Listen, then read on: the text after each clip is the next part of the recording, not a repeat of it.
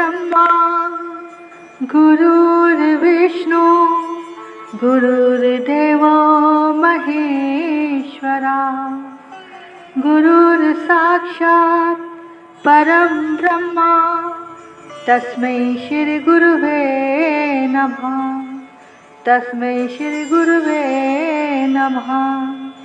नारायणं नमस्कृत्य नरं चैव नरोत्तमं देवीं सरस्वतीं व्यासं ततो जयमुदीरये।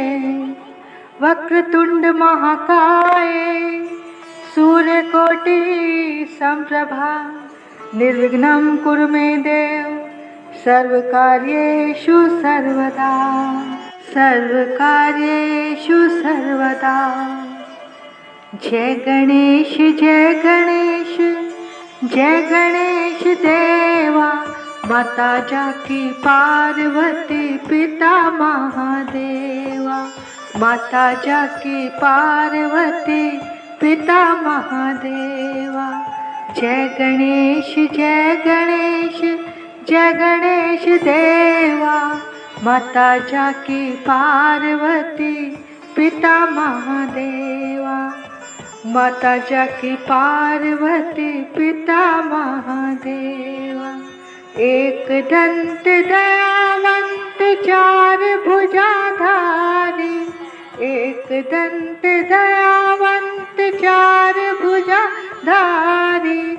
माथे सिंदूर सोए मूस की सवारी। माथे सिंदूर सोए मूस की सवारी। पान चढ़े फूल चढ़े और चढ़े मेवा। लड्डुअन का भोग लगे संत कर सेवा। जय गणेश जय गणेश जय गणेश देवा। माता जाकी पार्वती पिता महादेवा।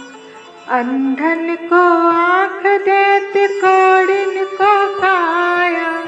अंधन को आँख देत कोढ़िन को काया। बांझन को पुत्र देत निर्धन को माया। बांझन को पुत्र देत निर्धन को माया। सूर्य श्याम शरण आए सुफल की सेवा। माता जाकी पार्वती पिता महादेवा। जय गणेश जय गणेश जय गणेश देवा। माता जाकी पार्वती पिता महादेवा। माता जाकी पार्वती पिता महादेवा। जय गणेश जय गणेश जय गणेश देवा। माता जाकी पार्वती पिता महादेवा। माता जाकी पार्वती पिता महादेवा। बोले गणेश जी महाराज की जय। वृंदावन धाम की जय। सद्गुरुदेव महाराज की जय। चराचर में बसने वाले परमात्मा की जय। जय जय श्री राधे जय जय श्री राधे जय जय श्री राधे। निताई गो हरि बोल। यहाँ पर बैठे वे YouTube चैनल के माध्यम से श्रवण करने वाले सभी प्रभु प्रेमियों को मुझ कृष्ण प्रिया किशोरी दासी की ओर से वृंदावन से राधे राधे राधे राधे। प्राचीन समय की बात है। नैमिषारण्य तीर्थ में ऋषि मुनियों साधु संतों का समागम हुआ था। शौनकादि सहित 88,000 ऋषि मुनियों ने सूत जी की सेवा में उपस्थित होकर उनसे निवेदन किया कि हम अज्ञानी हैं। हमारे अज्ञान रूपी घोर अंधकार को नष्ट करने में आप करोड़ों करोड़ों सूर्यों के प्रकाश के समान है। हे सूत जी महाराज, कोई ऐसी कथा सुनाइए जिससे हमारे हृदय में ज्ञान का प्रकाश हो, भक्ति और वैराग्य की उत्पत्ति हो। सब ऋषियों की ऐसी बात सुनकर सूत जी बहुत प्रसन्न हुए और कुछ देर वो ध्यान में मग्न ही रहकर और आनंदित होकर अंत में बोले, हे ऋषियों, आप धन्य हो जो आपके चित्त में इतनी जिज्ञासा है। आज मैं आपको ज्ञान के परम स्तोत्र रूप श्री गणेश जी के जन्म कर्म रूप चरित्र को सुनाऊंगा। गणेश जी से ही सभी ज्ञान और विद्याओं का उद्गम हुआ है। आप सभी गणेश जी का ध्यान करते हुए उनके पावन चरित्र का श्रवण करें। गणेश जी सभी प्रकार की ब्रह्म विद्या को उत्पन्न करने वाले हैं। पुराणों में जैसे वर्णन आता है कि अगस्त्य ऋषि अंजलि में सागर को रखकर पी गए थे, ऐसे ही भगवान गणेश जी मनुष्यों के सारे विश्व के विघ्नों के जो सागर हैं उनको पी जाते हैं। गणेश जी की सबसे बड़ी कृपा जो है वो है जीवन में आए हर प्रकार के विघ्नों को वो दूर करते हैं। किसी भी देवता की पूजा करने से पहले गणेश जी की पूजा क्यों जरूरी है? हे सूत जी, गणेश जी को सर्वप्रथम पूजा का अधिकार क्यों और कैसे मिला, इस विषय के बारे में मेरे मन में शंका हो रही है कि सृष्टि की रचयिता ब्रह्मा जी, पालनकर्ता भगवान विष्णु जी और संहारकर्ता शिव जी, इनमें से किसी को भी अगर पूजा का अधिकार क्यों नहीं है? भगवान गणेश को ही ये अधिकार कैसे प्राप्त हुआ, जबकि त्रिदेव तो सबसे बड़े देवता माने जाते हैं? तब सूत जी ने कहा, हे ऋषियों, ये भी एक रहस्य है। अधिकार मांगने से नहीं मिलता, इसके लिए भी योग्यता होनी चाहिए। संसार में अनेकों देवी देवता पूजे जाते हैं। पहले जो जिसका इष्ट देव होता था वह उसी का पूजन करता था। इससे सभी देवता के बड़े होने के महत्व में कमी आने की आशंका हो गई और देवताओं में विवाद होने लगे। तब वो निर्णय के लिए शंकर जी के पास पहुँचे और प्रणाम करके पूछने लगे, हे प्रभु, हम सब में अग्र पूजा का अधिकारी कौन है? अब शिव जी सोचने लगे कि किसको अग्र पूजा का अधिकारी चुने। तब उन्हें एक उपाय सूझा। उन्होंने कहा कि इसके लिए एक प्रतियोगिता रखनी होगी। अब सभी देवता सोचने लगे कि पता नहीं कौन सी परीक्षा होगी। तब शंकर जी ने कहा, घबराओ नहीं, कोई भी कठिन बात नहीं है। बस सब अपने अपने वाहनों पर सारे संसार की परिक्रमा करके आओ। जो पहले आ जाएगा वही प्रथम पूज्य होगा। अब जैसे ही सुना, सब अपने अपने वाहनों पर चढ़कर निकल पड़े परिक्रमा करने के लिए। अब किसी का वाहन गजराज था, किसी का सिंह था, किसी का भैंसा, किसी का मृग, किसी का हंस और किसी का उल्लू, किसी का घोड़ा। अब गणेश जी का वाहन मूषक था, यानी चूहा, जो सबसे धीमा चलने वाला था। अब गणेश जी इस प्रतियोगिता में सफल होना तो दूर, वो भाग भी कैसे ले सकते थे। वो सोचने लगे। तब उन्होंने सोचा, छोड़ो, मैं क्या करूँगा इसमें भाग लेकर, मैं तो यहीं बैठकर तमाशा देखूंगा। अब तभी अंत में उनके मन में कुछ समय बाद एक विचार आया कि शिवजी तो स्वयं ही जगत की आत्मा है और पार्वती जी उनकी शक्ति, तो ये जो सारा संसार है इनका ही तो प्रतिबिंब है, क्यों ना इनकी ही परिक्रमा कर ली जाए। तब गणेश जी ने अपने माता पिता को एक ऊंचे आसन पर बिठाया और उन्हें प्रणाम किया, उनकी विधिवत पूजा की और फिर अपने मूषक पर सवार होकर उनकी परिक्रमा की और फिर उनके समक्ष आए। तब शिव ने पूछा, बेटा तुमने परिक्रमा कर ली क्या? तो यहीं घूम रहे हो। तब गणेश जी ने कहा, जी पिताजी, मैंने परिक्रमा कर ली। अब सब देवता परिक्रमा करके लौटना भी शुरू हो गए। जब उन्होंने शिव जी को प्रणाम किया तो वहां उन्होंने गणेश जी को भी बैठा देखा और बोले, अरे तुमने संसार की परिक्रमा नहीं की क्या? तुम नहीं गए क्या? गणेश जी बोले, मैं तो गया और सबसे पहले करके भी आ गया। तब देवताओं ने बोला, लेकिन हमने तो तुम्हें रास्ते में कहीं देखा नहीं। अब गणेश जी बोले, देखते कहाँ से? समस्त संसार तो शिव और पार्वती जी में विद्यमान है। मैंने इनकी ही परिक्रमा कर ली और मेरी परिक्रमा पूर्ण हुई।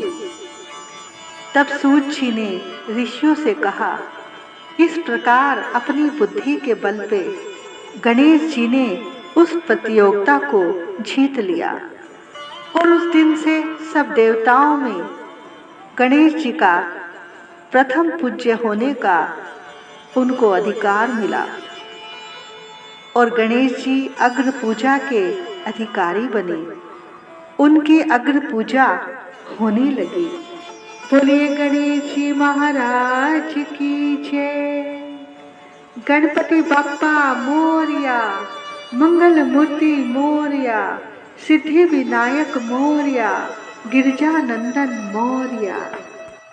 तब शौनक जी ने पूछा, हे सूत जी, गणेश पुराण का आरंभ किस प्रकार हुआ, ये मुझे बताने की कृपा करें।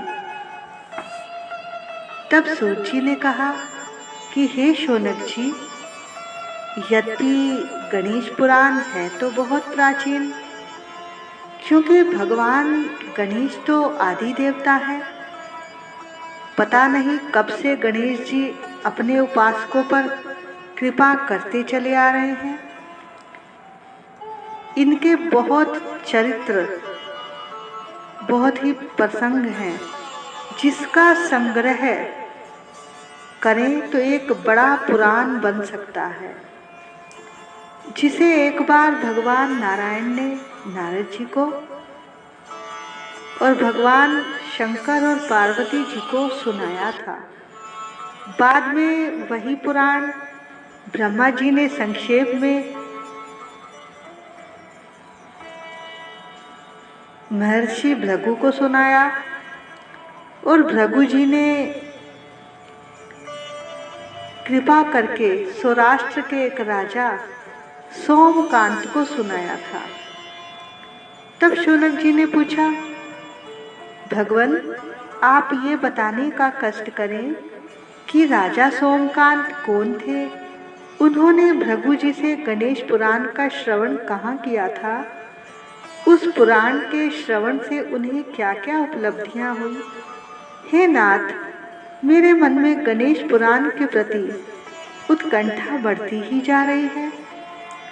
तब सूत जी बोले, हे मुने, सौराष्ट्र के देवनगर नाम की एक प्रसिद्ध राजधानी थी। वहाँ का राजा सोमकांत था। वह अपनी प्रजा का पुत्र के समान पालन करता था। उसकी प्रजा भी उससे बहुत प्यार करती थी। वह सब राजाओं में अत्यंत वैभवशाली राजा था। उन्होंने अपने पराक्रम से अनेकों देश जीत लिए थे। उनकी पत्नी बहुत सुंदर, रूपवान और पति धर्म का पालन करने वाली थी। वह हमेशा अपने पति की सेवा में लगी रहती थी। उनका नाम सुधर्मा था। जिस तरह से वह पति धर्म का पालन किया करती थी, तो वो जो राजा था सोमकांत, वो भी पत्नी धर्म का पालन करने वाला था। उनके यहाँ हेमकांत नाम का एक सुंदर पुत्र था। वह भी सभी विद्याओं का ज्ञाता और अस्त्र शस्त्र में निपुण था।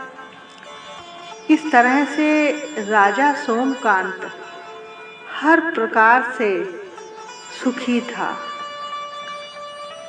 उसे कोई दुख तो था ही नहीं। सभी राजा उसका हार्दिक सम्मान करते थे और उसकी कीर्ति सारे संसार में थी। लेकिन समय समय बलवान। अब कुछ समय बीता तो युवावस्था के अंत में सोमकांत को कुष्ठ रोग हो गया, यानी कोढ़ हो गया। उसने अनेकों उपचार किए, किंतु कोई लाभ न हुआ। रोग और बढ़ने लगा, यहाँ तक कि उसमें कीड़े पड़ गए। तब उसने मंत्रियों को बुलाकर कहा, पता नहीं किस कर्म के कारण ये रोग मुझे पीड़ित कर रहा है। अवश्य ही ये किसी पूर्व जन्म के पाप का ही फल होगा। इसलिए मैं अपना समस्त राजपाट छोड़कर अब वन में ही रहूंगा।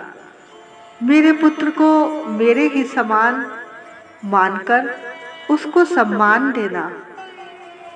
और उसने अपने पुत्र को बुलाया और उसका राज तिलक किया और उसको राज्य सौंपा और अपनी पत्नी सुधर्मा के साथ वो निर्जन वन के लिए चल पड़ा। अब जैसे ही वो अपनी पत्नी के साथ जाने लगा, सारी प्रजा अश्रु बहाने लगी और उनके पीछे पीछे ही चल पड़ी। अब जब राज्य की सीमा समाप्त हुई, तब राजा ने सबको समझाया कि आप सब दुखी मत हो। ये संसार परिवर्तनशील है। हर पल हर क्षण सब बदल रहा है। मेरे जाने से आपका कोई काम नहीं रुकेगा। मेरे जाने के बाद मेरे स्थान पर मेरा पुत्र तुम्हारे सारे कार्य करेगा। ये संसार मेरे बिना भी चलेगा। इसलिए आप सब लौट जाइए। और अपने पुत्र से भी कहा, बेटा, ये परिस्थितियां तो सब पर आती ही रही हैं।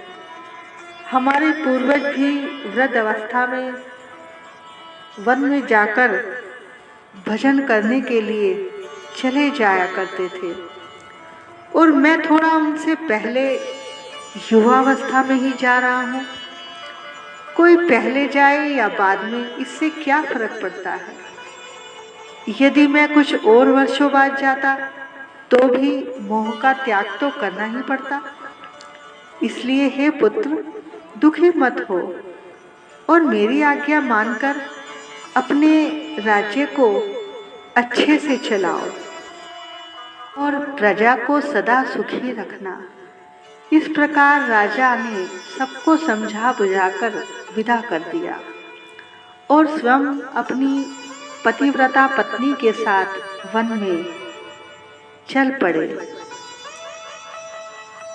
उन्होंने प्रबल और विफल नामक 2 सेवादार अपने पुत्र के कहने पर साथ में ले लिए और वहाँ जब वन में गए तभी उन्हें वहाँ पर एक मुनि बालक दिखाई दिया। तब उन्होंने उससे पूछा, हे बालक, आप कौन हैं? कहाँ रहते हैं? तब उसने कहा, मैं महर्षि भृगु का पुत्र हूँ। मेरा नाम च्यवर है। मेरा आश्रम निकट ही है।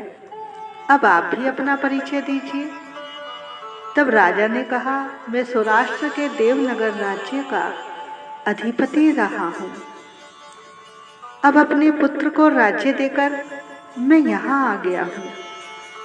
मुझे कुष्ठ रोग हो गया है जिससे मैं अत्यंत पीड़ित हूँ। अगर इस रोग को ठीक करने का कोई उपाय है तो हे ऋषिपुत्र मुझे बताइए।